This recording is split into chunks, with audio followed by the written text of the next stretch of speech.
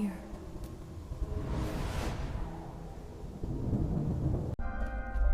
The city that never sleeps has secrets that refuse to die. Beyond the neon and the noise, 15 locations are holding their breath. From silent mansions to buried tunnels, these are the top 15 haunted places in New York, a roster of the restless. Prepare for the reckoning.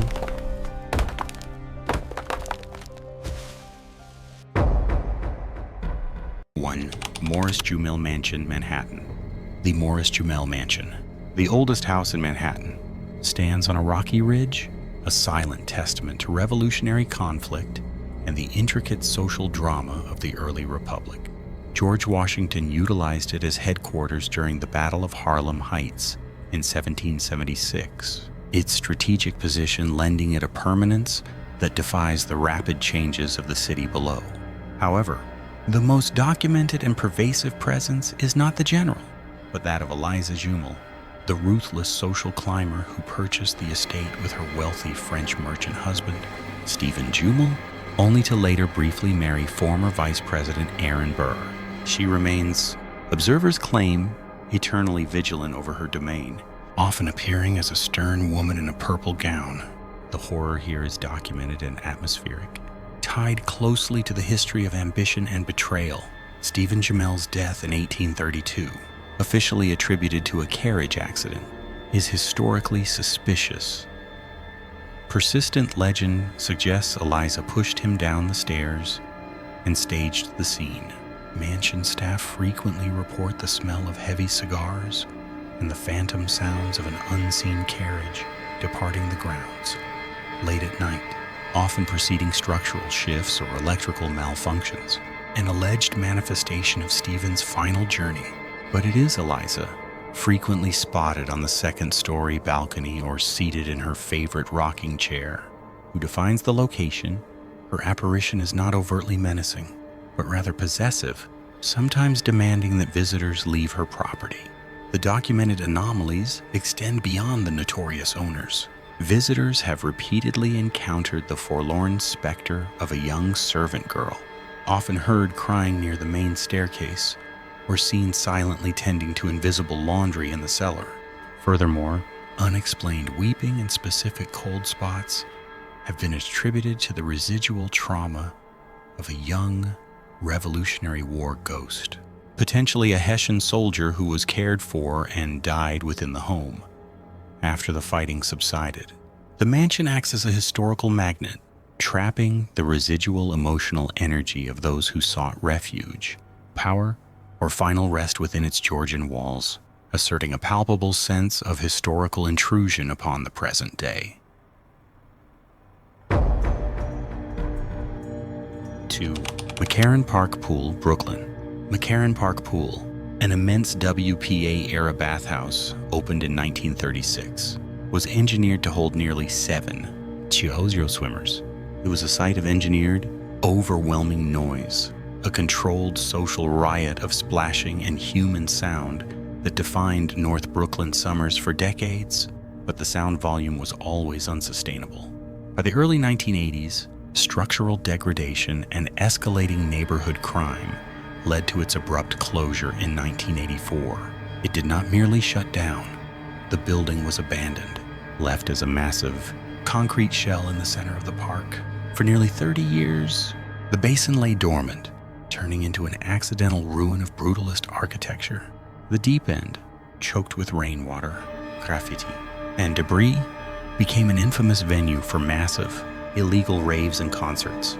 The site's documented history confirms periods of extreme social transgression, drug use, organized theft, and violence, all held under the hollow echo of the silent. Drained pool walls.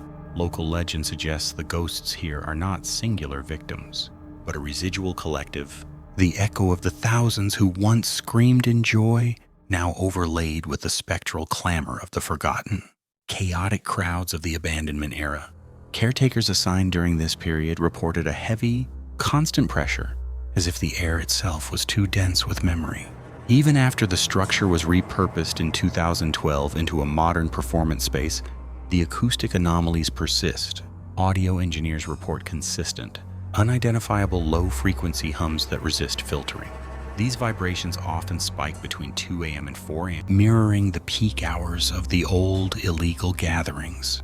Maintenance crews, especially those working near the former deep end, describe the distinct, momentary sensation of a packed crowd just beyond the wall, followed by an immediate, terrifying silence, the ghost of the sound volume returning to zero.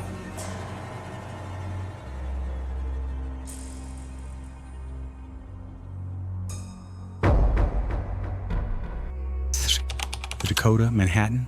The Dakota, established in 1884, stands sentinel at 72nd Street, an anachronistic fortress of German Renaissance dread, whose history suggests far more than mere architectural grandeur. Its imposing facade and deep shadows hide a long history of spiritual unrest, whispered since its inception that the location was cursed, a perpetual magnet for occult experimentation and lingering souls. Security logs and resident accounts spanning over a century confirm that the building is not merely old, but actively inhabited by entities predating the city's current form. The phenomena are diverse and specific. Documented across multiple eras, workers routinely encounter the phantom of a crying little girl in period dress, usually found near the service elevators, who fades when addressed. More disturbing are the instances reported by former staff on the 7th floor, where a pale woman, heavily pregnant, has been observed wandering the halls, sometimes accompanied by the strong, sweet scent of decay. Her identity unknown, but her distress palpable. Apparitions of a distinguished man in a suit and fedora also patrol the grand staircases, described clinically as being as solid as a living person until they suddenly melt into the solid stone walls. The building's sinister reputation cemented in 1980, adding modern tragedy to its historical burdens. Witnesses have claimed to see the specter of John Lennon near the archway where he was murdered, or encountering him near the infamous white piano in his former residence. Today, residents often report an intense, emotional coldness in the lobby, or hear inexplicable sobs echoing from the empty, gilded rooms late at night, a permanent auditory record of suffering that the Dakota, the silent watchman of Central Park, refuses to let dissipate.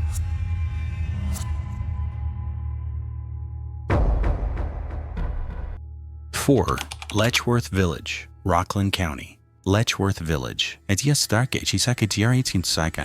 Operational. 1911-1996. Quickly devolved from its original purpose, becoming a site of systemic neglect, chronic overcrowding, and documented patient abuse.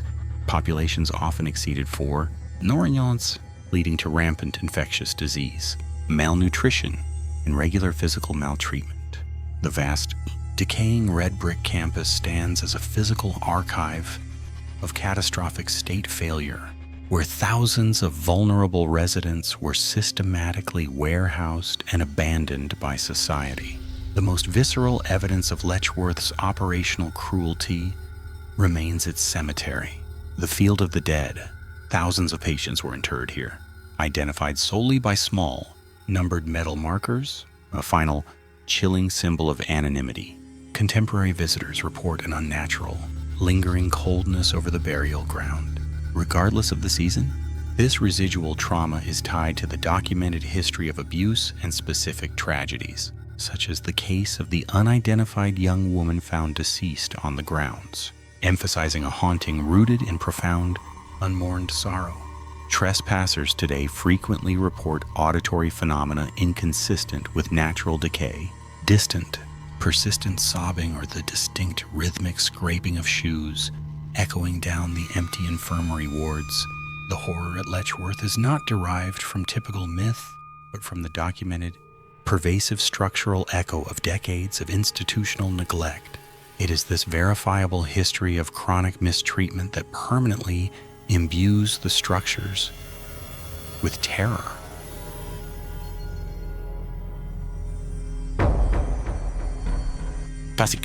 Merchant's House Museum, Manhattan. The Merchant's House Museum, a perfectly preserved 19th century Manhattan residence, stands as a chilling record of the Treadwell family's deep attachment to the structure at 29 East 4th Street. Central to the ongoing phenomenon is Gertrude Treadwell, who was born in the house in 1840 and died, unwed, in the front parlor in 1933, making her the longest continuous resident. Her passing did not conclude her tenure.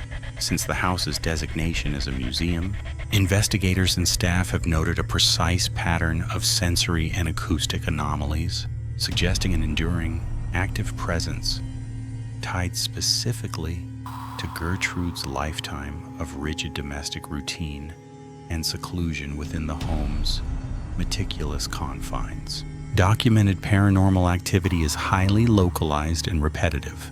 Museum docents consistently report the strong scent of aged lavender or lilac, frequently detectable near Gertrude's fourth-floor bedroom or the landing of the servants' staircase. Acoustic events include the distinct sound of heavy skirts, identified by researchers as consistent with the silk taffeta prevalent in the 1890s, sweeping across the mahogany floorboards of the upper hall. These sounds often occur in conjunction with localized, sudden drops in ambient temperature, creating a cold zone that dissipates immediately after the sound ceases, suggesting a non-residual, kinetic displacement of energy. The most unsettling accounts involve the perception of direct scrutiny. Maintenance crews working after hours have reported the distinct physical sensation of being watched from the second-floor drawing room, or while standing in the parlor where Gertrude's vigil was held. Objects have been repeatedly discovered shifted or rearranged in sealed rooms, defying explanation, and faint, melancholic humming consistent with 19th century parlor music is often documented near the music room. Gertrude Treadwell, having lived her entire 86 years, trapped by the expectations of New York society within these walls, appears unable or perhaps unwilling to surrender the administration of her lifelong residence.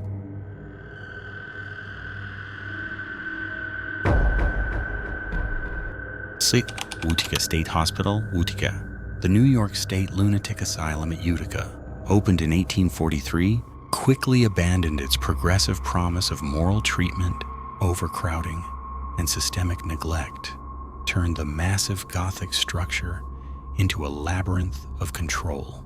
Its most infamous contribution to psychiatric history was the Utica crib, a harsh wooden enclosure used for prolonged physical restraint. Invented on site, the crib became the preferred solution for managing unruliness, locking patients sometimes for days into positions of agonizing confinement and subsequent institutionalized stillness. The official records note deaths attributed euphemistically to exhaustion or melancholia, while the vast, unmarked burial grounds silently chronicle the truth of the system's cruelty. Decades after closure, the residual trauma remains palpable. Clinging specifically to the original isolation wings, investigators consistently report intense, localized pressure and sharp temperature drops, described not as cold, but as the crushing sensation of weight upon the chest. Audio captures indistinct, rhythmic knocking, often interpreted as attempts to attract attention from inside a sealed space. The energy signature is overwhelmingly mournful, the exhausted despair of those who starved for air and light, while perpetually caged, mirroring the final moments of patients buried anonymously in the Trenton Street grounds just beyond the hospital walls. The most chilling documented phenomenon involves the subtle sounds of movement in the former restraint rooms, a slow, scraping rhythm, like wood dragging across stone. This precedes a sudden, complete sonic vacuum. This profound silence is then broken by a distinct, short, ragged gasp, recorded consistently at a frequency too low to be human. It is the sound, specialists conclude, of a door being sealed and the subsequent, inevitable suffocation of the confined. The Utica Asylum does not echo with screams, but with the suffocated silence of those locked away forever.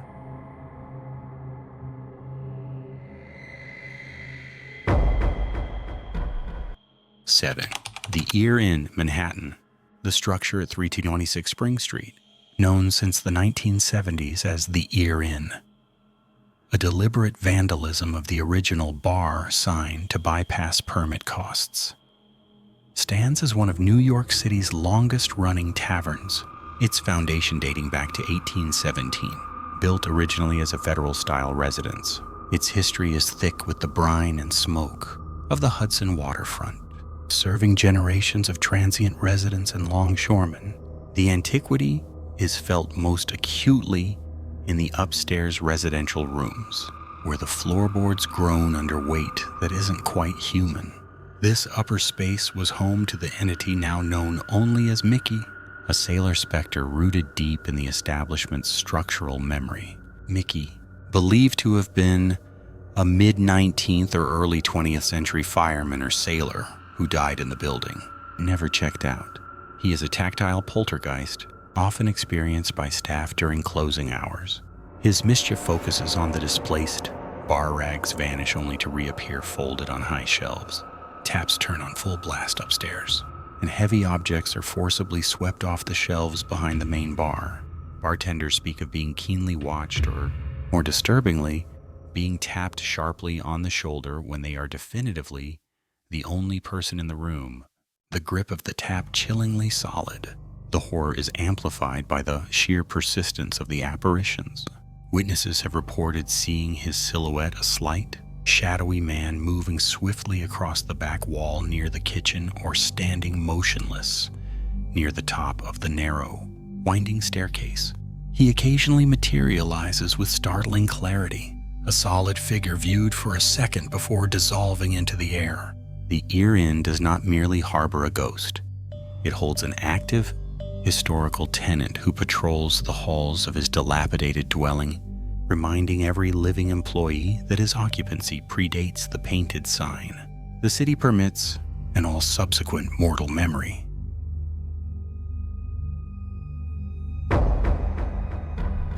Eight, Amityville Horror House, Lankikoi, in Long Island. In the early hours of November 13, 1974, Ronald DeFeo Jr. murdered 6 members of his family inside their home at 112 Ocean Avenue in Amityville, Long Island. Using a rifle, he executed his parents and siblings as they slept, later claiming in court that voices within the Dutch colonial house had driven him to the act. Though his defense was rejected, the brutal, inexplicable violence saturated the property. The house sat vacant for just over a year, its distinctive quarter-round windows silently observing the town before the next family dared to occupy the notorious structure. George and Kathy Lutz, moving in with their 3 children just 13 months after the murders, lasted exactly 28 days. Despite knowing the house's grim history, they believed the property's inexpensive price justified the risk. Their experience was characterized by escalating, malignant phenomena.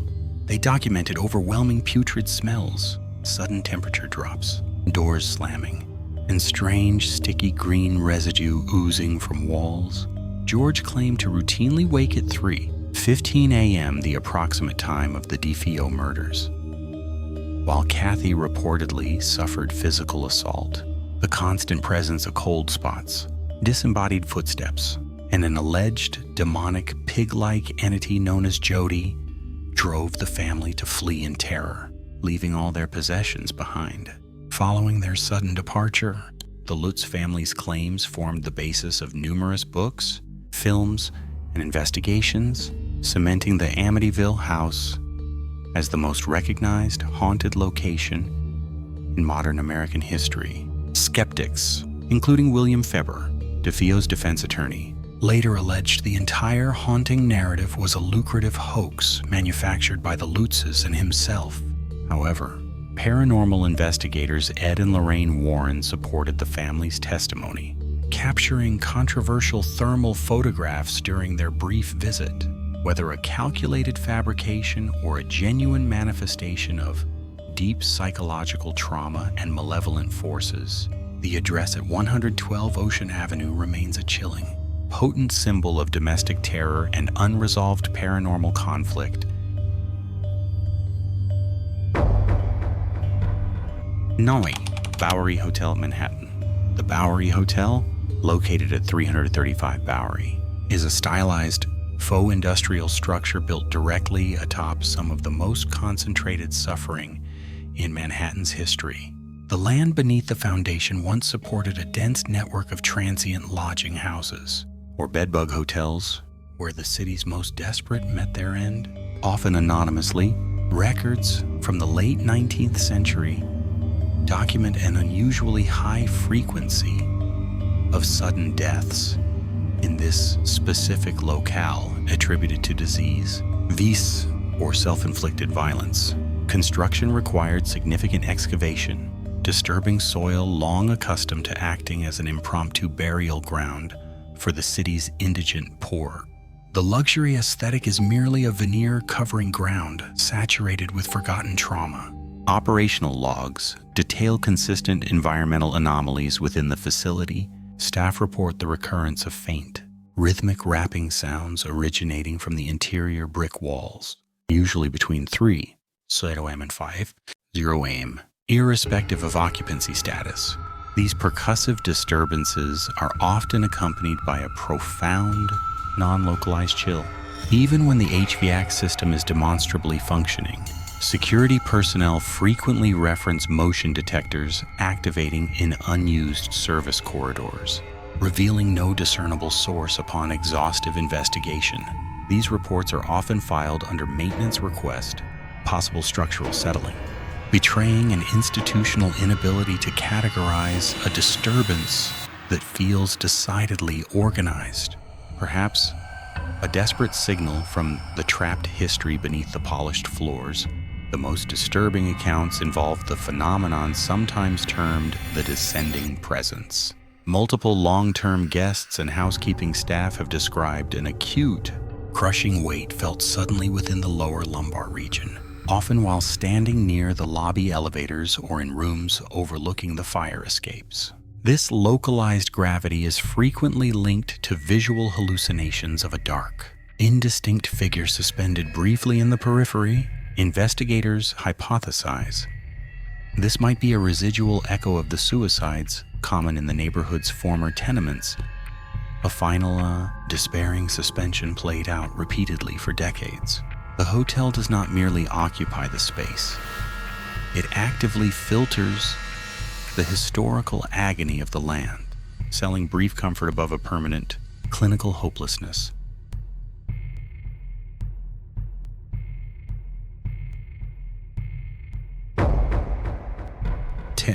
Belhurst Castle, Geneva Finger Lakes. Belhurst Castle, situated on the shores of Seneca Lake in Geneva, New York, presents as a Romanesque revival marvel built in 1888. Beneath the opulence of the modern establishment, a persistent historical trauma manifests. The most recognized spectral resident is Isabella, an early occupant of the land whose demise remains historically ambiguous. The prevailing local accounts suggest Isabella died violently on the property, either during a desperate fall from the 3rd floor, attempting to escape a fire, or during a confrontation over inherited wealth she attempted to conceal in the grounds. This historical uncertainty only deepens the terror of her haunting, suggesting her soul is not merely trapped, but confused and eternally searching for a resolution it cannot articulate. Staff and guests consistently report profound cold spots and the inexplicable sound of faint, sorrowful singing emanating from the wine cellar, which sits beneath the castle's original foundation. Surveillance logs occasionally capture unusual acoustic events in the early hours, sounding like heavy furniture dragging across the 3rd floor corridors, always stopping abruptly near the stairs. It is the 3rd floor, near the named Isabella Suite, where physical manifestations are most unsettling. Objects vanish and reappear, facets turn on, and a residual scent of wood smoke is often noted. Irrespective of environmental conditions, the haunting of Belhurst is a sustained echo of a sudden, brutal ending existing in 2 timelines simultaneously: the present-day reality of hospitality and the perpetually repeating final moments of Isabella. Visitors who stay overnight often report a profound feeling of being watched from the shadowy corners of their rooms, A quiet, insistent intrusion suggesting their privacy has been irrevocably breached by a history that refuses to relinquish its hold on the stone.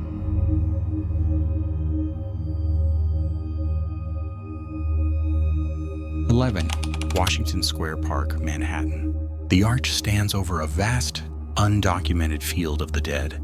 Before Washington Square was consecrated as a public park in 1827, the land served as the city's primary pauper's burial ground, functioning as a mass grave for the indigent and the victims of repeated yellow fever and cholera epidemics. Estimates suggest upwards of 20. Xerozoan remains were interred here between 1797 and 1825. Excavation reports from subsequent construction projects, specifically during the placement of the fountain and the infrastructure beneath the sidewalks, consistently yield human bone fragments, often found just inches beneath the topsoil. This is not simply a park.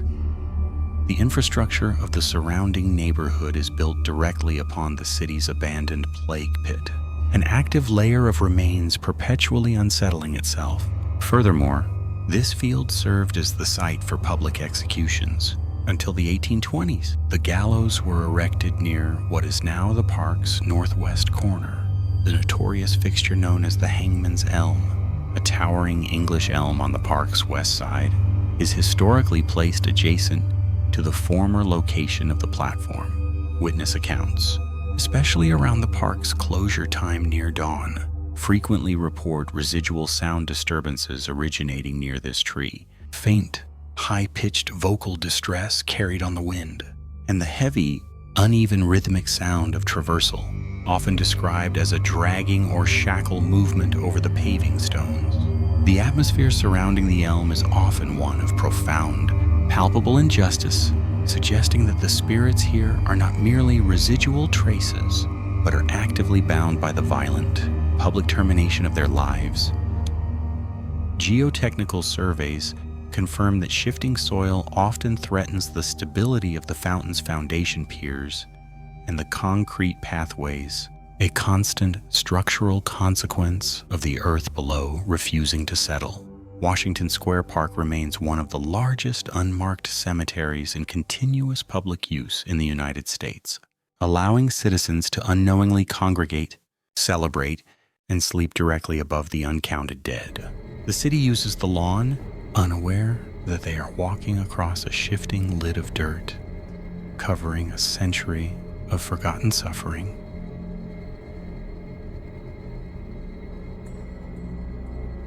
Van Horn Mansion, Lockport, Niagara County. The Van Horn Mansion, built in 1823 near Lockport, operates as a ledger of death documented in cold limestone. Judge James Van Horn's property served as an auxiliary medical facility during conflicts, confirming several resident deaths, including his wife, Elizabeth Van Horn. The dominant spectral focus is Martha Van Horn, the judge's sister. Local records concerning Martha's death are intentionally vague, citing only a suspicious, fatal tumble down the main staircase. This ambiguity suggests a historical suppression of a darker, likely domestic event. Researchers treat the site as a documented facility of spiritual confinement, noting its high, consistent energetic output. Preservation Society logs detail relentless. Specific activity attributed to Martha. Investigators consistently record severe thermal anomalies near the grand staircase, a localized cold spot corresponding precisely with the point of her fall. Recurring EVP electronic voice phenomena is captured in the sublevel, the earth-floored basement, which was utilized for smallpox victims. This damp sublevel yields audio described as a strained, desperate whispering that echoes Martha's name, the source seeming unnaturally fixed deep within the stone foundation itself. Staff hypothesize the basement acts as the primary energetic anchor for the property's residual trauma. The mansion's horror is intensified by its direct adjacency to the Van Horn family cemetery. Paranormal staff report that the house actively draws upon the anguish of those interred outside. Disturbances, including violent auditory hallucinations and acute physical sickness, peak when Van Horn artifacts are brought near the graves, confirming a powerful energetic feedback loop. Martha's presence is constantly magnified by the suffering of all souls buried on the grounds, locking her forever into the perpetual loop of her fatal descent.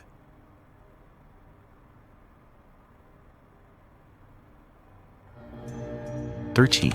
One if by land, two if by sea, Manhattan." The defense of Manhattan in 1776 hinged on identifying the direction of the imminent British invasion. Though the signal system is historically tied to Massachusetts, the principle of one if by land, two if by sea was adopted by Patriot observers near the Narrows, intended to warn the scattered continental forces, whether the threat was via the Westchester approach or the massive incoming naval fleet.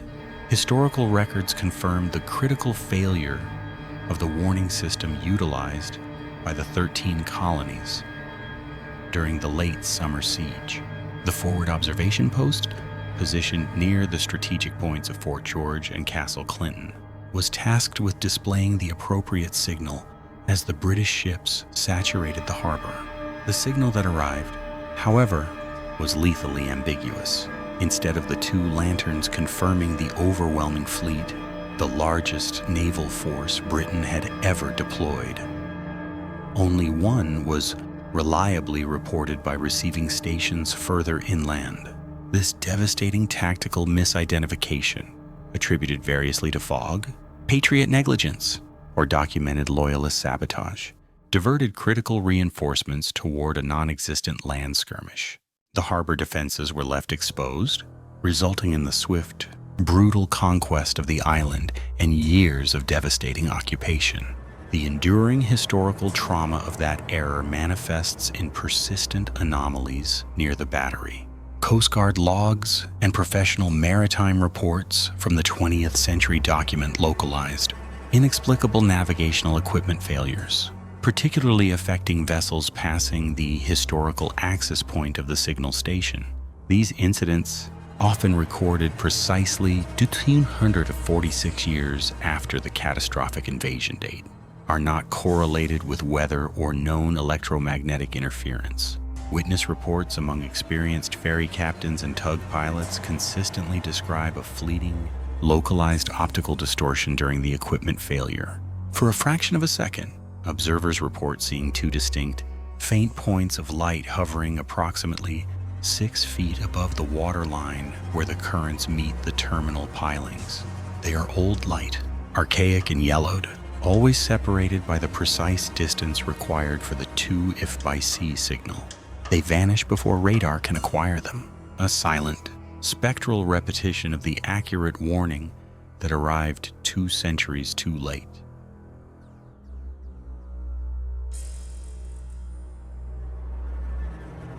Purity, Robertson Mansion, Binghamton. The Robertson Mansion, established in 1907, stands as a prominent Gilded Age structure in Binghamton, New York, commissioned by Alonzo Robertson, a wealthy lumber businessman. The architecture reflects his status, yet the subsequent history is steeped in isolated sorrow rather than civic celebration. Alonzo died prematurely in 1910, just 3 years after the house was completed. His wife, Margaret, remained in the massive structure, eventually becoming the solitary guardian of the estate, living in near isolation within its elaborate rooms until her own passing in 1937. It is her enduring energy that defines the mansion's current reputation. Parapsychological investigators note that the decades of solitary habitation created a potent psychokinetic residue, heavily concentrated on the second and third floors, areas Margaret seldom allowed servants to access in her later years. Staff and volunteers routinely report phenomena directly linked to her established routines. Unnatural cold spots manifest suddenly, often accompanied by the distinct scent of dried lavender, a fragrance Margaret favored. These thermodynamic anomalies occur most frequently near the grand staircase. Most chillingly, Historical preservationists tasked with inventorying the upper library have documented sounds of heavy skirts rustling on the landing when the building is otherwise empty.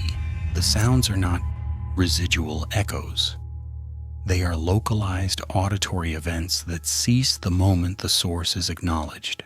The most compelling evidence remains the faint, but measurable, pressure indentation witnessed on her favored chaise lounge in the sunroom, often appearing minutes after the room has been thoroughly dusted, suggesting the continued spectral weight of the final lonely mistress of Robertson Hall.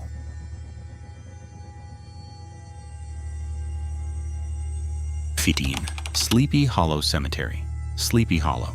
The 85 acres of Sleepy Hollow Cemetery, adjacent to the historic Old Dutch Church burying ground, remain the epicenter of a localized, haunting, far-exceeding literary fiction.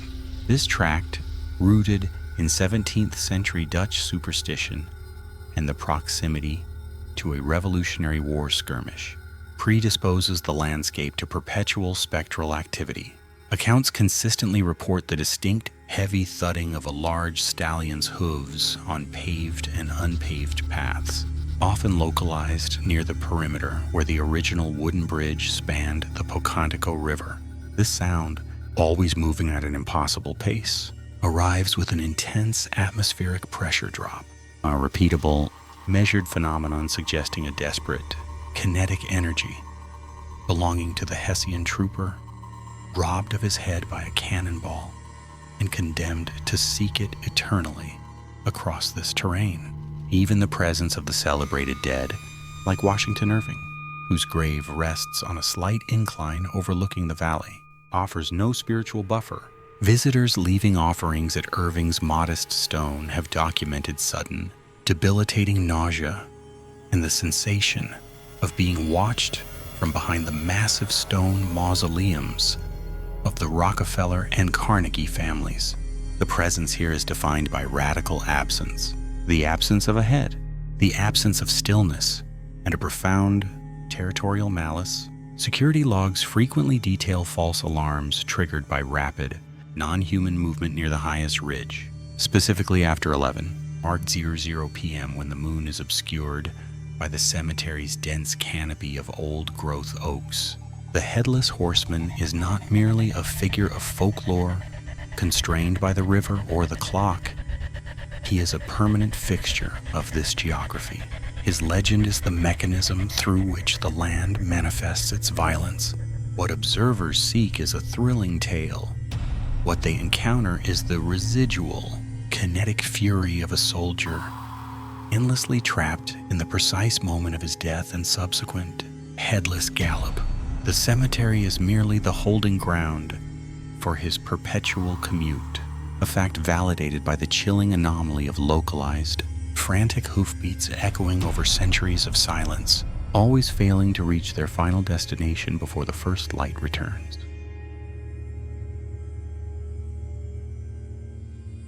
There you have it, the definitive list of the 15 most chilling locations across New York State. Whether you're planning a spectral road trip or just keeping the lights on tonight, these places prove that history is rarely silent. But the haunting doesn't end here. Next week, we're diving deep into the history and evidence surrounding one specific location on this list. To find out which ghost we're tracking next, and to ensure you never miss an investigation, make sure to smash that subscribe button and click the notification bell. Want to wear your love for the macabre? Check the description below for our limited edition NY Haunts merchandise. Until then, sleep tight